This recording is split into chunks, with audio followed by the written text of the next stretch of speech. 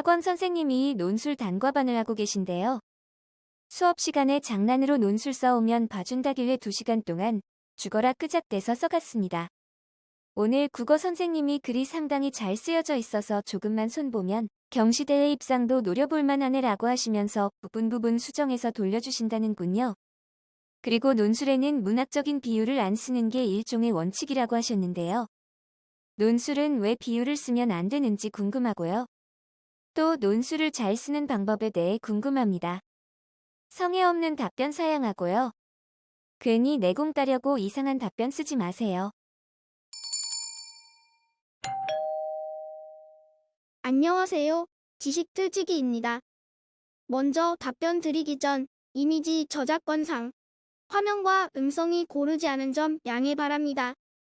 영상을 끝까지 시청해주시고 좋아요 한 번씩 눌러주세요. 영상을 만드는 사람에게 큰 힘이 됩니다. 답변 드리겠습니다.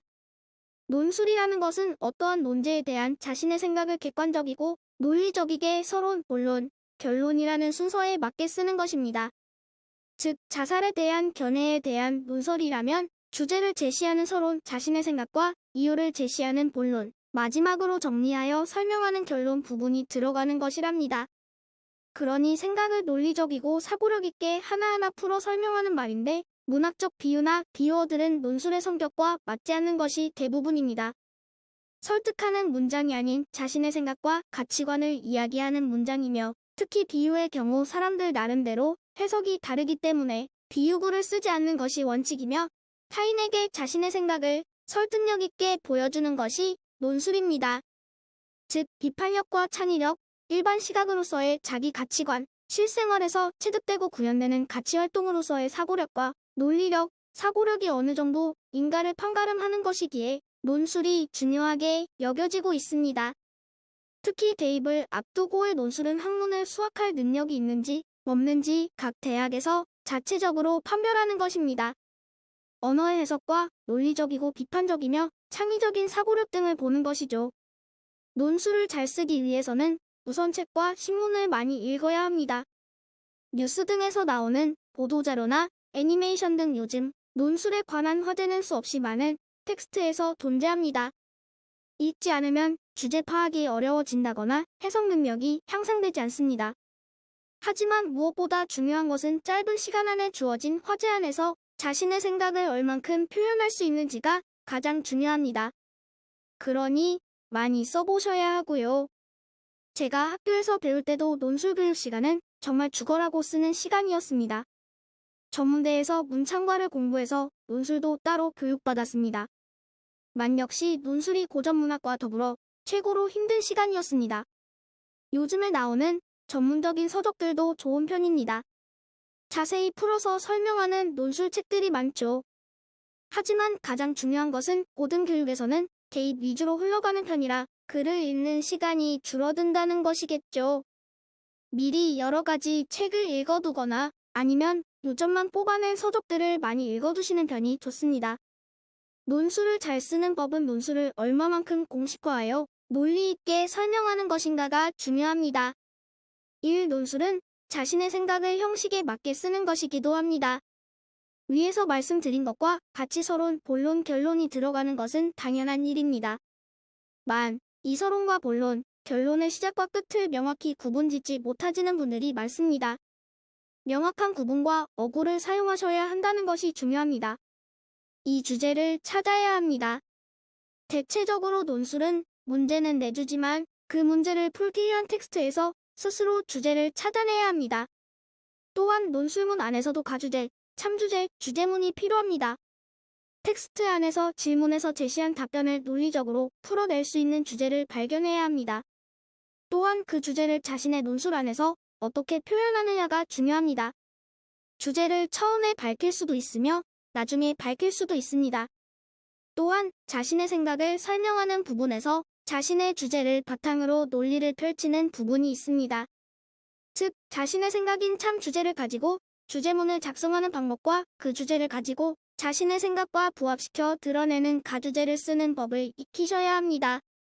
3개요를 짜는 방법을 배우십시오. 글을 쓰기 위해서는 글의 목적에 맞게 글감을 배치하는 방법도 중요합니다.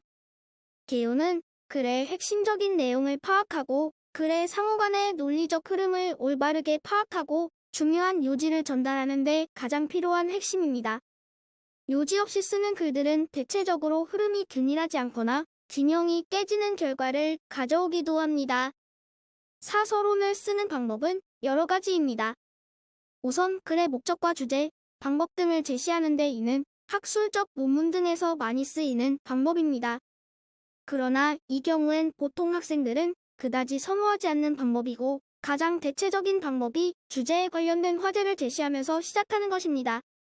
또한 서두를 제시할 때인가 또는 는가처럼 질문형의 화제 제시는 독자의 시선을 끌어 궁금증을 유발시키고 글에 시선을 몰입하게 하는 요소로도 쓰입니다. 그 외에도 서론을 쓰는 방법으로 개념과 용어에 대한 설명과 격언, 명언, 어구 등을 인용하거나 일화를 제시하면서 쓰거나 글 쓰는 이의 생각이나 경험을 제시하며 쓰는 것도 좋습니다. 오본론은 화제의 타당함을 밝히고 서론의 화제 방향이 본문을 통해 구체화하는 작업입니다. 또한 읽는 이가 글쓴이의 견해에 동조될 수 있도록 해야 합니다. 서론에 제시한 글의 목적과 주제, 방법, 문제점 등 화제의 범위에 따라 전개하며 중심 문장과 뒷받침 문장을 적적하게 연결해야 합니다. 흔한 예로 주제를 뒷받침하는 자신의 생각과 그 생각을 연결하는 해석가 필요합니다. 과의 내용이 서로 연결되지 않거나 인용하는 일화가에서 제시하는 내용과 정반대의 이야기라면 그것은 독자를 설득할 수 없는 글이며 실패한 글이 됩니다. 이 결론은 서론과 본론을 요약하여 자신의 주제를 드러내는 것입니다. 결론의 첫 단락을 서론의 화제와 일치시켜 통일성을 주고 본론의 요약은 생략 또는 간단히 드러내 간결성을 보여야 합니다.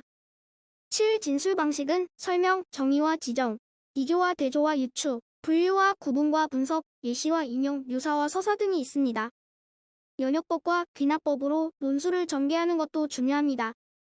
진술 방식은 설명이 너무나 많아지네요.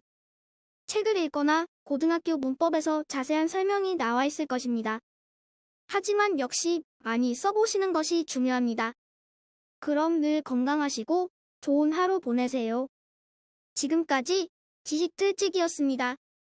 다음 영상은 더욱 호기심 많은 질문들로 데이트될 예정입니다. 구독하시면 일상생활에서 가끔 궁금한 질문들이 함께할 것입니다. 지식과 상식 얻어가세요.